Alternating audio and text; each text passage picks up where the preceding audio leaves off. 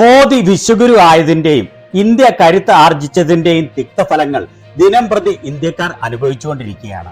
കള്ളപ്രചരണങ്ങൾ കൊണ്ട് കെട്ടിപ്പൊക്കിയ മോദിയുടെ മുഖംമൂടി ഓരോ ദിവസവും അഴിഞ്ഞു വീണുകൊണ്ടിരിക്കുകയാണ്.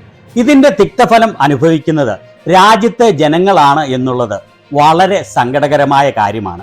വിദേശത്തെ മോദിയുടെ പേരിൽ മുഴങ്ങുന്ന യഥാർത്ഥ പെരുമ്പറ എന്താണെന്ന് കാണേണ്ടേ? ന്യൂയോർക്ക് ടൈംസിന്റെ സൗത്ത് ഏഷ്യ കറസ്പോണ്ടന്റ് ആയിരുന്ന എമിലി സ്മാൾ മോദിയുടെ തനി സ്വരൂപം തുറന്നു കാണിക്കുകയാണ് ഇവിടെ. മോദി അദാനി ബന്ധവും ഇന്ത്യയിലെ ഇല്ലാതായ പത്രസ്വാതന്ത്ര്യവും വളരെ നാളുകളായി ഇന്ത്യയിൽ നിന്ന് റിപ്പോർട്ട് ചെയ്ത അവർ വളരെ വ്യക്തമായി തുറന്നു കാണിക്കുകയാണ്. അവർ സംസാരിക്കുന്നത് അമേരിക്കൻ ഇംഗ്ലീഷിൽ ആയതുകൊണ്ട് മനസ്സിലാകാൻ ബുദ്ധിമുട്ടുണ്ട് എങ്കിൽ സബ്ടൈറ്റിൽസ് ഓണാക്കി കാണാൻ മറക്കരുത്. In 2012, Ken Auletta wrote in The New Yorker that, quote, India is one of the few places on earth where newspapers still thrive. A dozen years later, that's still very true. The daily circulation of newspapers has doubled since 2012. The Trade Association WARC estimates that about half of urban India reads a newspaper every day. There are also hundreds of TV news channels, many of them highly influential and highly partisan. Cheap to produce shouting matches dominate like they do here. Republic TV, something akin to India's Fox News, is unapologetically pro-government, and that used to set it apart. No longer. Both TV and newspapers derive a huge share of their advertising income from the government, especially since the pandemic, when other ad buyers withdrew. NDTV, the last bastion of independent TV news, was acquired by one of the world's richest men, energy tycoon Gautam Adani, seen here in Ahmedabad. The fortunes of Mr. Adani have risen alongside Mr. Modi's. Adani won NDTV in a hostile takeover bid in 2022, and since then many of the network's longtime anchors and executives have stepped down. But increasingly, the biggest scoops, the gutsiest investigations, and the best watchdog reporting are appearing not in newspapers or TV, but in the digital pages of scrappy online news startups.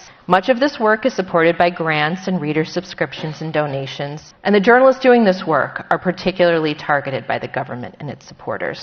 Back in 2012, internet use was limited. Now, roughly half of this country of 1.4 billion is online, according to the Reuters Institute at Oxford. Indians use more smartphone data than the US and China combined. The media landscape online is exploding as a result. Again, according to Reuters, more than half of respondents said they got their news on YouTube and WhatsApp. It's a bit of a problem because WhatsApp and other digital communication platforms are very efficient at feeding misinformation, whipping up nationalist fervor, and organizing hate. There has been such a high incidence of violence attributed to India's most popular chat platform that researchers coined the term, quote, WhatsApp lynchings. This picture by my friend, the late photographer Danish Siddiqui of Reuters, shows a group of Hindu men beating a Muslim man during sectarian violence in Delhi in 2020. This is a riot that broke out over the Citizenship Act that was spoken about this morning. I alluded at the beginning of this talk to what good journalism is up against in India, and part of it is this: misinformation that bombards Indians through apps on their phones. Also, the Modi government uses its heft as a large ad buyer to muzzle the mainstream press, and it uses legal warfare to discredit, censor, and silence the journalists who dare to present a reality that is contrary to the one the BJP and its supporters have invested so much to project. Mr. Modi's PR machine is a thing to behold. The Prime Minister has become larger than life, standing tall in towering billboards across the capital, speaking in weekly radio addresses, and traveling around the country for ceremonial groundbreakings on projects that concretize a Hindu nationalist vision. His governance style is constant campaign mode. Modi's image is ubiquitous, but also carefully curated. The state-run and other co-opted media often depict Mr. Modi standing alone, a sober, almost ethereal, godlike figure. And to his supporters, criticism of him or his government's policies, which his party conflates into being one and the same, has become a kind of blasphemy. The untold sums the government and the BJP and its supporters are spending on publicity appear to be a very sound investment because more and more of the country is falling in line.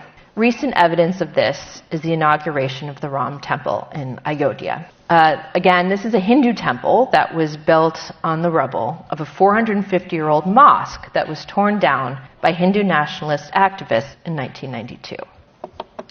It was an act of terrorism that left 2,000 dead, a dark day for India. Not so in the new India of Mr. Modi and his supporters, whose revisionist take on history is literally taking form brick by brick. Seizing the site and building a temple to the Hindu god Ram, who Hindus believe was born in Ayodhya, has been a cornerstone of the Hindu nationalist project for decades. But what seemed an outrageous and fringe idea in the 1990s has become a pillar of a popular prime minister's re-election campaign this year. The temple's inauguration in January had all the pomp and circumstance of a national holiday. Even the Delhi government, which is run by the opposition AAP party, jumped on the bandwagon, ordering a half day at school so that teachers could watch the prime minister at the partially built temple in wall-to-wall cable TV news coverage. My colleagues Mujib Mashal and Hari Kumar were there in Ayodhya, and they reported, quote, "As a show of laser lights and bone-jarring beats went on in the background, about a dozen national television channels tried to outdo each other in what for most has become a guiding mission, to shine a favorable spotlight on the Prime Minister's every move." So deeply enthralled is the popular press to Mr. Modi that the government's setbacks, from Chinese troop incursions across India's border, to an economy that has failed to produce enough jobs for young people, especially women, to an ethnic conflict brewing in the Northeast, receive on the whole far less attention. This is a picture of Indian soldiers in eastern Ladakh, a region high in the Himalaya, where 20 Indian soldiers were killed in a clash with Chinese troops in 2020.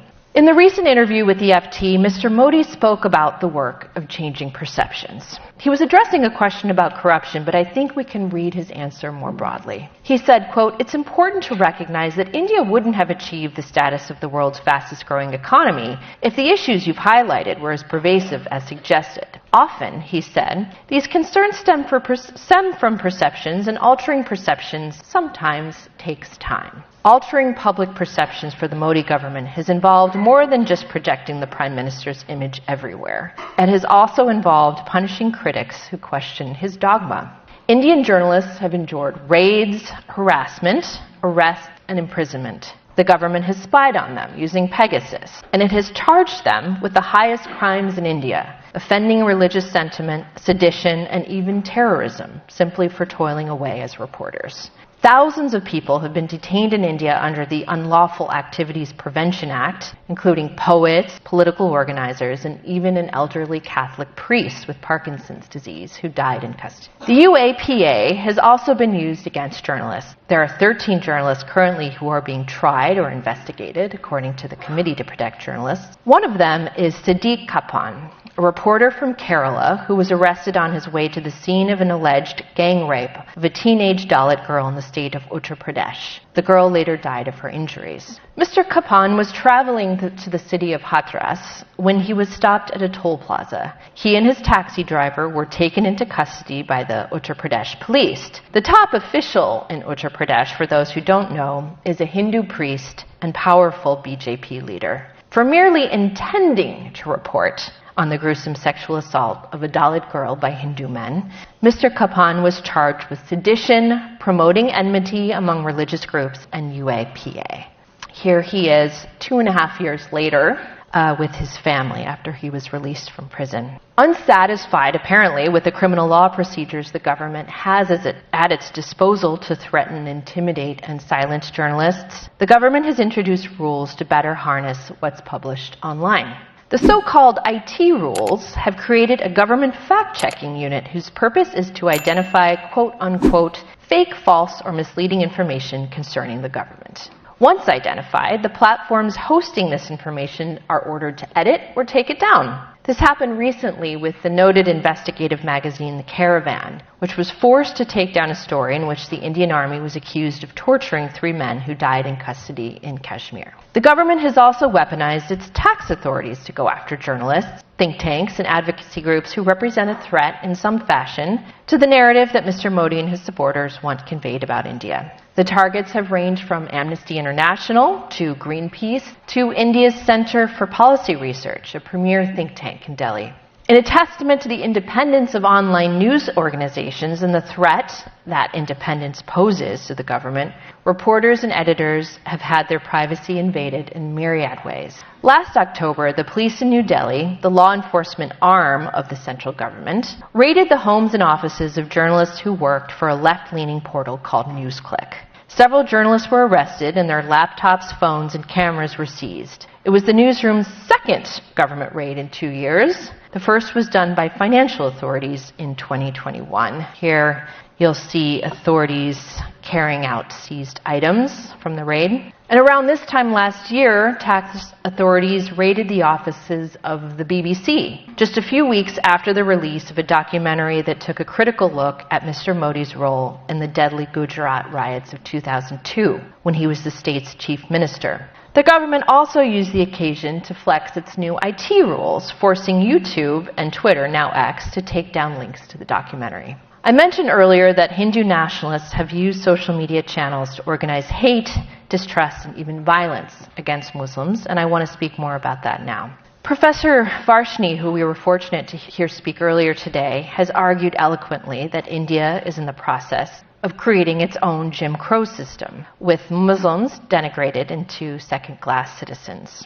The Ram Temple is a consecration of this new Hindu supremacist order, Mr. Varshni and others argue. It is clear that among the journalists facing persecution by the Modi government and his allies, Muslim journalists are most directly in the crosshairs, and I will give you just a few examples of that.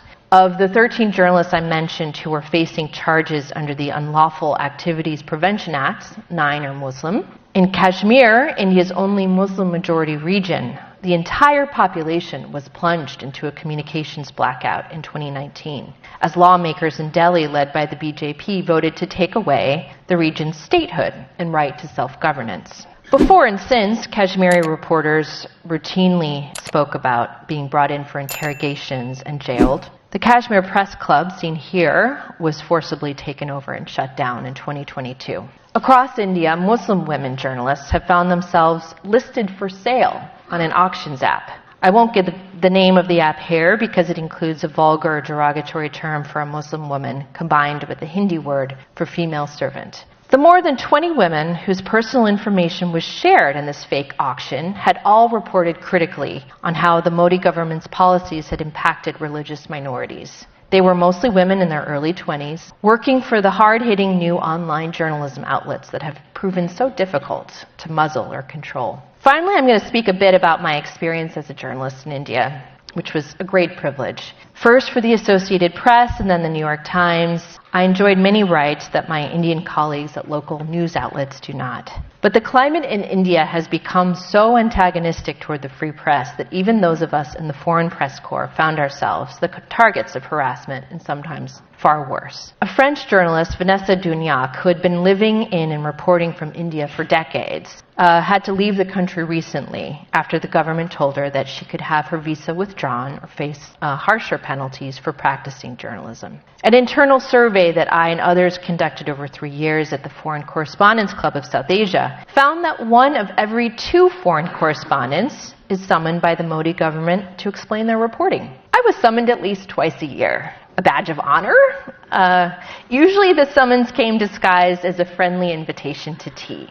But just as soon as the tea had been poured, one minister or another would start berating us. One time, I remember the Minister of Information going to the trouble of printing the last 15 or 20 of my and other correspondents' articles. He then read headlines aloud, seemingly at random, with some sarcasm in his tone. It almost wasn't worth the tea. Beyond the reprimands, the government punishes those whose stories it doesn't like with short-term visas that make renting an apartment or even buying a cell phone service all but impossible. Nearly a third of the subcontinent is now off limits to foreign journalists without a special permit, a permit that almost never comes. No journalist has been permitted to report from Kashmir since the drastic political changes of 2019. Despite all that I've spoken about today, I want to end with optimism. Young Indians, especially young women, are clamoring to get into journalism. The universe of journalism schools is growing constantly in India, and Indians comprise the largest share of foreign students at many journalism schools in the U.S., including my alma mater, Columbia University's Graduate School of Journalism. Even with the long hours and terrible pay in most Indian newsrooms, even with the high barriers to entry in Western news organizations, where old hierarchies are proving slow to dismantle,